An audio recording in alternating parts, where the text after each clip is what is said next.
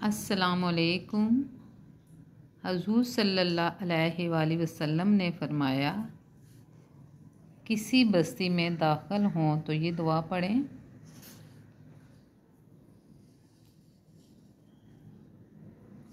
ये 3 मरतबा फरमाते।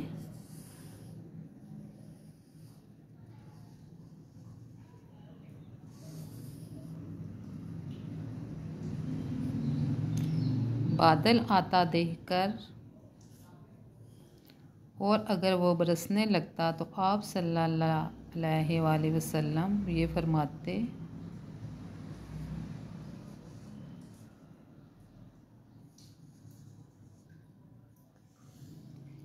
बिजली के कड़कने पर ये दुआ फरमाते।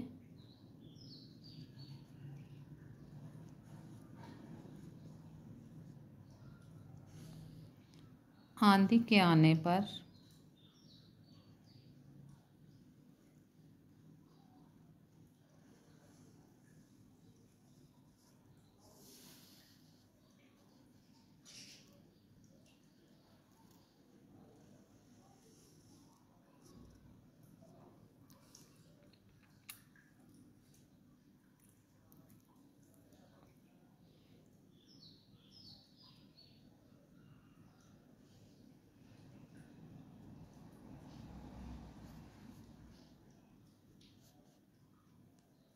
आज बारिश हो रही है तो आपको ये दुआएं पढ़नी चाहिए। अल्लाह ताला आपको और हमें पूरे पाकिस्तान को अपने हिफ्ज़ व अमान में रखे और उन पर रहमत की बारिशें बरसाए।